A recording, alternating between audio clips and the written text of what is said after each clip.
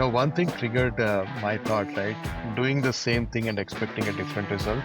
A PE company invests in an asset, acquires a company, portfolio company, and then usually they would like to financial engineer and operate, have some operational excellence initiatives going on, reduce the cost, and do all that stuff. And doing exactly the same thing and expecting their EBITDA to grow and expand, the company to become more valuable, right? So that's where I always deferred. Look, you are buying a company, unless you are thinking of transforming the company, you're not creating the value. And cost optimization is not transforming. Financial engineering is not transforming.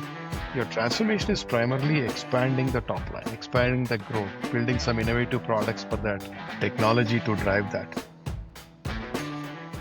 Welcome to CXO Spotlight, powered by Flywheeler, where we bring you transformative insights from leaders shaping the future of technology and business. I'm your host, Chirag Khanijau, co-founder of Flywheeler, and today we're driving into the evolving world of private equity value creation. Our guest is Kiran Kumar PV, a visionary business transformation leader with over 30 years of experience across private equity, consulting, and enterprise operations. As a former CEO of a tech company, Kiran brings unique perspectives from both portfolio company and private equity viewpoints. He's built an impressive career architecting, managing, and realizing value for mid-market private equity firms and their portfolio companies. Welcome, Kiran. Welcome to the show. Thank you, Chirag. How are you doing? I'm doing great, and we're honored to have you.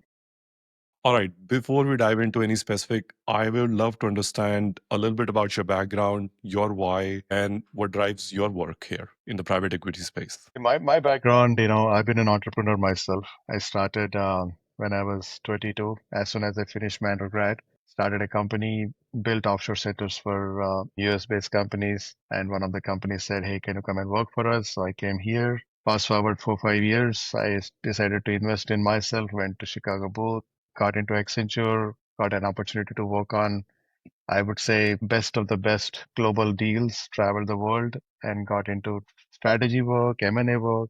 Private equity world invited me into that as part of the M&A work. And last few years, as you know, I've been as a CEO of a PE focused technology consulting firm. That's my quick 30-second story. And my why, I think before I state my why, I would like to talk a little bit about how I think about these things, right? It's all about people. If you look at what's happening around us, a good product is built or a service is built or somebody comes with a nice innovative idea, everything is about the people.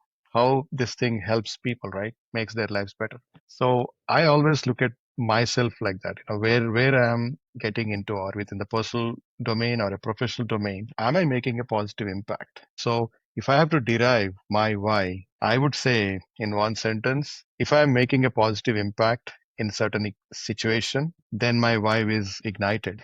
So that's what I would say. Yeah, I'm going to steal that one. Okay. All right. Okay, moving on. Now you have experience as a CEO of a technology company. You have experience with private equity firm, right? So you have like a well-rounded experience from both sides of the table. Did you identify any gap in the current industry or any advisory thought process that you had that, hey, let's do this? So, couple of things. One is from an advisory perspective. We've been in the industry for long, 30 years now. So when the advisory term is used in, let's say, 15, 20 years ago, somebody coming in, looking at things from a 30,000-foot level, drilling down a little bit, and then creating a PowerPoint, telling the folks what to do, what not to do, and then exiting from there. Somebody else coming up and picking it up, right? Fast forward, when I look at today, especially in the private equity, mid-market and lower mid-market space, nobody's entertaining that thought at all. Even if you say advisory, right? We have to take that specific advisory or a strategy work from start to finish, help them strategize that, implement that, realize the value. So from a gaps perspective, there was a huge gap earlier where, one company used to do advisory like the MBBs and the big fours, and then someone else used to come and start trying to meddle with that and try to implement. And then suddenly you see bunch of dollars gone into the drain. People got frustrated. Now that these things have changed, even the big companies, if you look at the large companies also, the MBBs and others, they came down in the value chain. They started in implementation work and all that. They realized the importance. So those gaps are filled. The other thing that I see is somebody used to do a business strategy, others used to do technology strategy. There was a gap. Now it's filled because Technology has become core of everything. Now, technology driven value creation is the story. If I'm going in and saying that I'm going to be helping you with your value creation, the expectation is I'm going to partner with them from point A to point B in all the 1 to 10 steps, not just to one or two and leave. Got it. So I think I understand the gap to a certain extent, but coming back to this 360-degree experience of understanding the portfolio company and also understanding the private equity part of it, right? Having it seen the value creation from both the sides, how has that influenced your approach to value creation now? Let's look at how PE operates, right? Now, PE companies, they buy an asset, they transform an asset, and they exit an asset. That's a business model. And now when I look at the value creation happening within this space, the holistic approach is so important. Like looking at your functions, operational, commercial, financial, and the technology and the people and how your business strategies and all that. Without having this holistic approach, if you take a point solution, then you're actually probably putting a band-aid onto a problem. So you're not really contributing to the value creation story, but you're actually solving a point problem at some place. So for us to really go and say that, hey, this is a value creation story you have to build, you have to look at holistically across the board. That's my approach as in always. Even though I'm in the tech strategy space, my first conversations usually were with CFOs. Really understanding what is CFO's thought process around investing in this space, what challenges the company is seeing from a financial pressure perspective, what is their financial health, how is the business strategy shaping up, right? Do they have organic strategy or inorganic strategy? What is their current IT foundation? Where are they? What does the CIO think about it, right? Is she or she confident about scaling it up? So starting from business strategy and then going down into that technology, how technology can enable is what the value creation is all about. So I want to double click on this technology driven transformation a little bit, right? Let's talk specifically about the technology investments in the private equity portfolio companies. While many have traditionally approached tech like a primary cost consideration, you seem to have seen it as the growth driver, like you said a couple of times. Can you share your point of view on this? Yeah. So if you remember, let's say 15 years ago, technology used to be like a back office function. There's check the box kind of thing, right? Now we have seen transformations happening, like technology with the data analytics, cloud thing came in, and then we have all these new SaaS platforms, software as a service platforms came in, and then the business functions or business leads got empowered using the SaaS softwares. So outside of IT organization, they started using it, and a big shadow IT formed. But still, as we move forward, right, the whole technology driven value creation thing is actually shaping up right now. That's how the technology is being used. And technology has become a growth driver, an innovation driver. And from a cost perspective, I mentioned it multiple times in various forums that low cost offerings or cost takeouts or cost optimization has become table stakes now Yep. because already a lot of cost has been reduced because of various new technologies, tools, methods, all that came in, right? Including offshore centers and all that stuff. Now the technology has to really drive the innovation, drive growth, and how the technology is going to support the business model. For example, if a PE firm has acquired a company and they have a very clear roadmap, let's say they say that, hey, we have 5 to 7 years horizon, and first 1 to 3 years, we are going to transform the company, invest in it. Then we have a growth spurt. Then we'll increase our multiples, optimize it, sell it, right? So how technology is going to help them get to that point? That's what the technology should be, technologists or technology folks should be thinking. If this company is going to grow both organically and inorganically, and if this company is going to acquire another 7 or 8 companies in next 12 to 18 months, is my technology lands architecture and foundation ready to support that, right? So that means technology is driving the growth, doing what is required for that company's growth strategy to be realized. So I think there is a huge play or role that technology strategy and technology architecture plays in this. Yeah, and I come from this industry, so I relate it to so much, Absolutely. and glad to hear it from somebody from a private equity background. Because the way I kind of perceive this is that in your journey of value creation, let's say, right, how much value are you going to create just from operational efficiency. It's got to come from growth efficiency as well at some point of time, right? So Exactly. 100% aligned with that. But I'm going to ask you a fun question. In your journey, what's the most counterintuitive technology investment you have recommended that delivered some unexpected returns in value creation? So from a technology investment perspective, we were consultants, we are consultants, right? Mhm. We cannot experiment on a counterintuitive aspects, but we have suggested and taken certain counterintuitive measures from a people perspective, a software selection perspective, right? Let's say client has already sold on something and we know that if we go with something else, it's going to backfire, but still we went in and said, these are the few things you should be doing. This software you should be picking because of these reasons. So we give, even though it is counterintuitive for a consultant to put their business at risk, or they invited us again after 6 months because what we told was right. Yeah, they kicked us out. They said, you know what? We have decided, we did all the due diligence. You cannot come and change everything overnight. Awesome. All right. So I think you've built and scaled global capability centers for both large enterprises and for private equity portfolio companies, right? So there's a common perception that GCCs or global capability centers are primarily for large enterprises. Based on your experience, how will like mid-market private equity firms and their portcos or portfolio companies benefit from this approach? So that's a wonderful question. And in fact, that's very hot out in the market today. The GCC buzz is happening, right? I just came back from India and there are people are giving me crazy numbers. Somebody says Indian companies have signed about 1500 plus GCC contracts. I don't know where No to kidding. authenticate enough. I don't know where to authenticate it. But one thing, couple of articles I read, by Mhm. 2030, there's going to be a huge spike and all that stuff.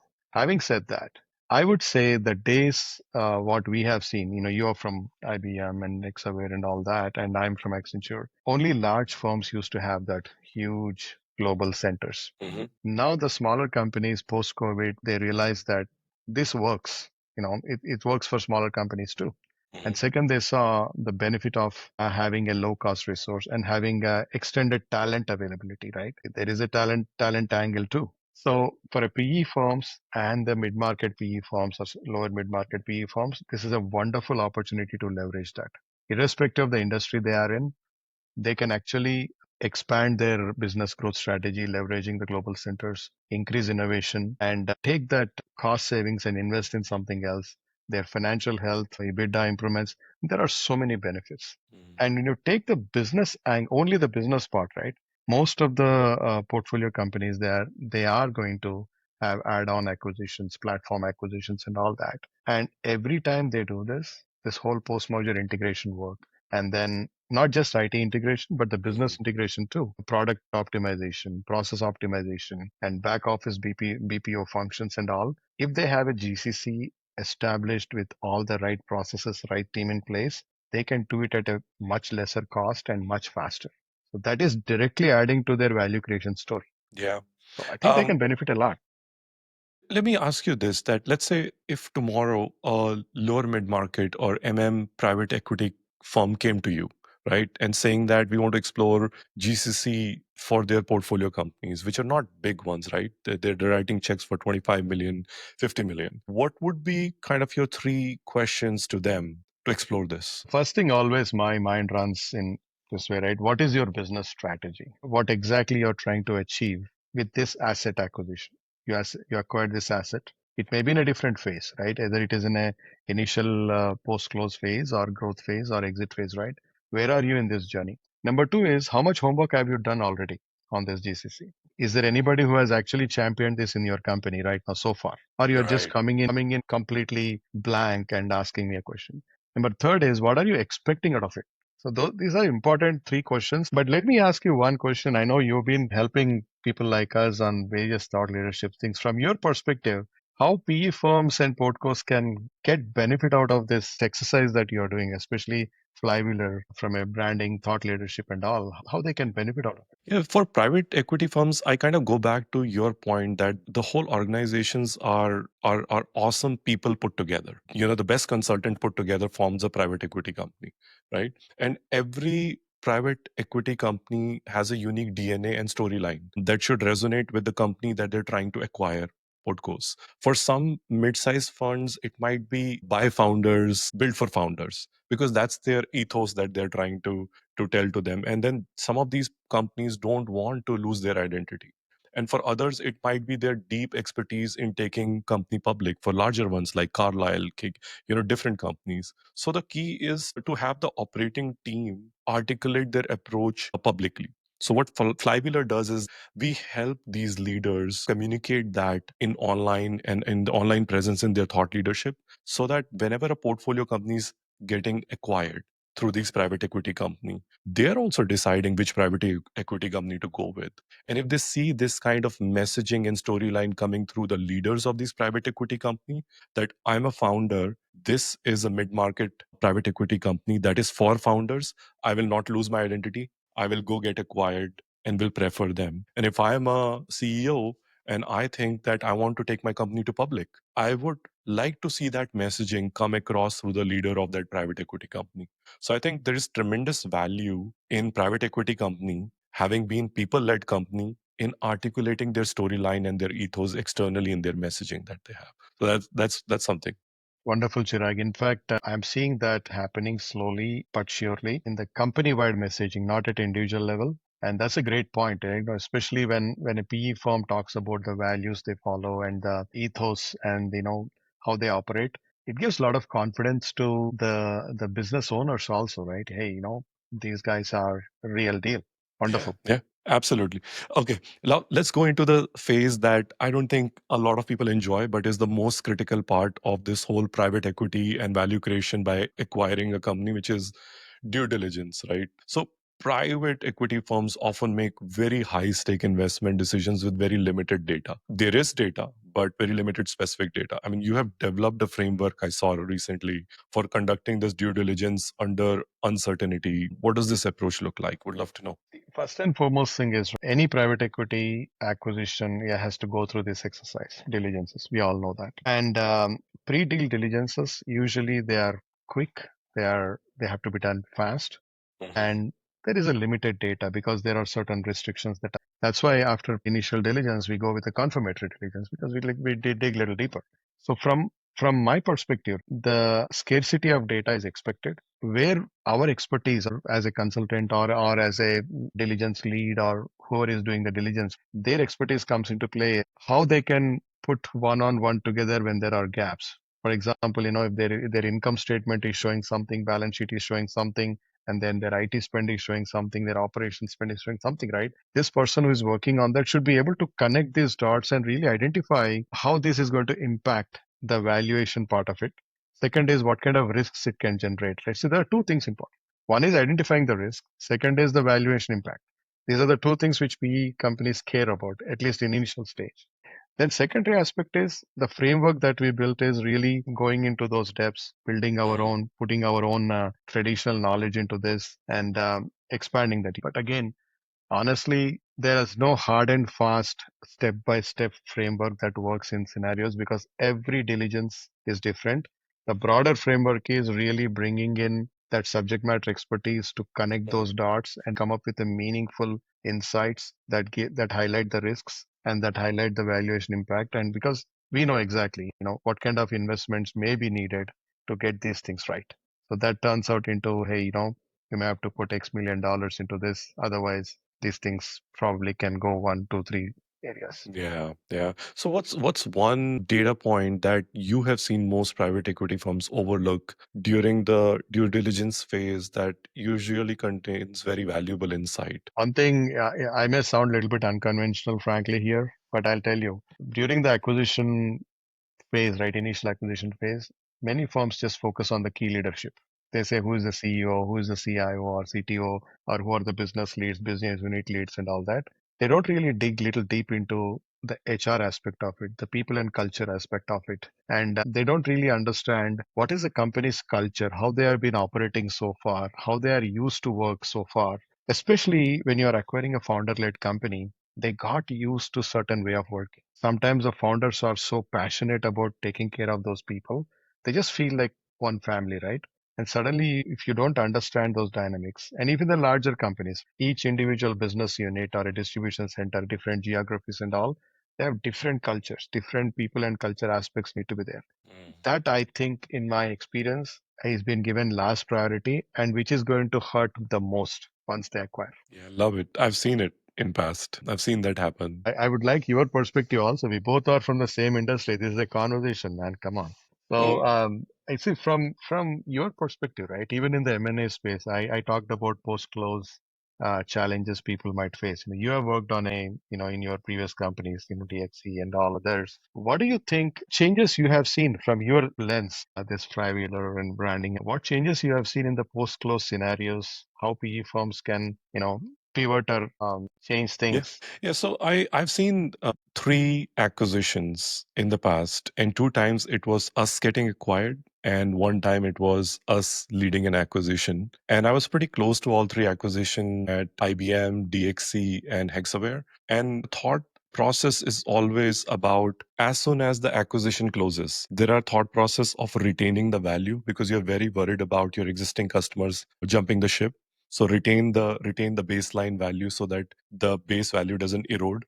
And the second becomes that how do we build upon incremental value and then moonshots, right? Kind of these Mhm. three things. And I often see that the companies start pouring money into doing more of the same sales, more of the same kind of customers, right? What I feel has to be different, done differently, and where I saw success come out is that you are buying an asset for specialists that work in that company who are awesome at what they do, right? Instead of highlighting those 20 executives and making them the voice of the industry, look at any industry today. If you look at AWS, Swami, Matt, and Werner Vogel are like the voice of data and AI and cloud, right? If you look at Microsoft, Satya Nadella, you look at IBM, you have the voices that own the industry mindset. And when a private equity company is acquiring an asset, they want to position it as a category leader. To do that, they should elevate these executives who are the life and soul of this asset as the voice of the industry. And a lot less effort right now is being put in that. It is generic marketing pouring fund in that. It is generic, more of same, not enough strategic imperatives taken forward. So my thought is that if they were to identify their top 10, 15 executives who have the best understanding of this asset, of the portfolio company and their differentiation, and then they make them public and influencer and as a storyteller for that niche, then your asset would automatically become the category leader of that niche. And that's the thought process that I think will work well for them. Also, it spurs the discussion around, what products and services they can expand to become that category leader, right? Because, Right. that spurs that conversations and all. That's wonderful. One thing triggered my thought, right? Doing the same thing and expecting a different result. A PE company invests in an asset, acquires a company, portfolio company. And then usually they would like to financial engineer and operate, have some operational excellence initiatives going on, reduce the cost and do all that stuff. And doing exactly the same thing and expecting their EBITDA to grow and expand, the company to become more valuable, right? So that's where I always deferred. Look, you are buying a company, unless you are thinking of transforming the company, you're not creating the value. And Mhm. cost optimization is not transforming. Financial engineering is not transforming. Mhm. Your transformation is primarily expanding the top line, expanding the growth, building some innovative products for that, technology to drive that. Yeah, I'll give you an example to be very, very specific about it. Why I relate to what you said so much, because, and if we take out all the facade out of the technology company, how they make money, I'll tell you there are only three or four levers. Number one is their existing account, which is a stream revenue, right? Biggest thing. Number two is the net new business, which is highly unpredictable. It is very luck based. Okay. The third one is the partners. Partners are a big source of getting revenue. There is only one predictable lever in this, which is existing accounts. And what the 90% of the strategy of private equity companies and the portfolio companies is to do more of how do we get more out of these existing accounts? And the rest of the strategies is very, has a huge gap. For example, if you have inside sales and a sales team, you double that sales team, but you're still not getting response from the customer. And it was already not predictable. How will that scale? It is more of the same, right? The second one is we will have more partner meetings. But Even earlier, the partner meetings were not leading results. So, our thought process is that how do we change this in a paradigm shift in making sure that you start becoming like a known entity for an asset to become a category leader.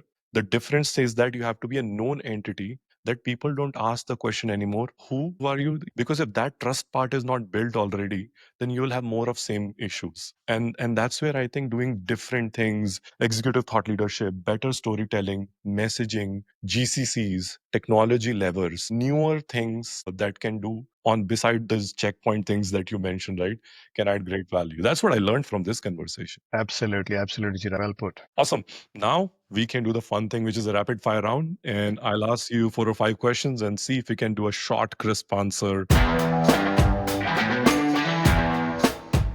So, in financial engineering or operational transformation, which, in your opinion, creates more sustainable value in today's PE landscape? I think operational transformation as a first step because financial engineering is, in my mind, it's point in time. Mhm. Operational transformation can sustain for a long time. That's why I Mm. would pick operational transformation over financial engineering, keeping long-term view in view. Super. What's the one habit that's been most crucial to your success working across different stakeholders in a private equity company? I think understanding the psychology of private equity industry, number one, because what their objectives are, why they invest, what makes them tick, kick, gives them the kick and all that. Second is, I think it's important to be collaborative. And being authentic is very much valued in the P industry. You have to be authentic. You cannot fake. Super. All right, the age old question, staying private or going public, which path maximizes the long term enterprise value for mid market firms? I think it depends on various factors, especially we have seen companies public becoming private, private becoming public. We have seen that.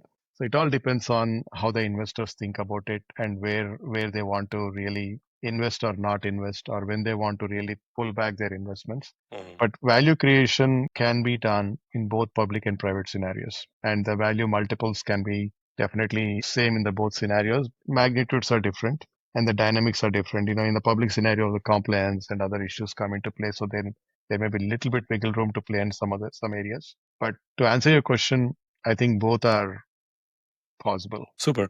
What's one insight about the private equity value creation that your unique experience on both sides has revealed to you? I think for us to become a value creation partners, I always say this: you have to be at the intersection of business, finance, and technology these days. It's super important. You cannot just have one lens and say that this is the only thing going to create value. That's where I personally feel I am at. Being the business, having that business acumen knowledge, having the finance acumen, finance ability to really drill down on finances, and have that technical depth and breadth to really say that this technology is going to help you in such a such way to create this financial and business benefits, right? If we don't have those three things in unison, I don't think we'll be able to create value for the PE firms. Absolutely. Yep. So, what's one thing about technology due diligence that most private equity firms get wrong today? Same thing, people and culture aspect, right? If you drill down, they have nice financial teams, operational teams, everything is done. But I think the people and culture aspect, they see it as uh, I would say, an expense. The amount of money they invest in the sales versus HR, people and culture is disproportionate. So I think they have to start investing in people and culture to make it more productive and create a value creation mindset in everybody. That's an important piece. Very nice. Awesome. That's all we had for today. Thank you, Kiran, for these incredible insights into the evolving world of private equity value creation and how technology is reshaping these traditional playbooks that we discussed. And especially your framework for architecting, managing, and realizing value provided me a clear roadmap and for private equity firms to look for growth in the portcos that they have. Thank you for being part of the show. Awesome, Chirag. Thanks for having me here. Great conversation. Awesome. For our listeners who want to learn more about Kiran's approach to technology driven value creation in the private equity space, all links are in show notes. Stay tuned for more conversations with leaders reshaping technology, business on CXO Spotlight, powered by Flywheeler. Thank you. To catch more such interesting conversations, subscribe to our channel on YouTube, Spotify, or Apple Music.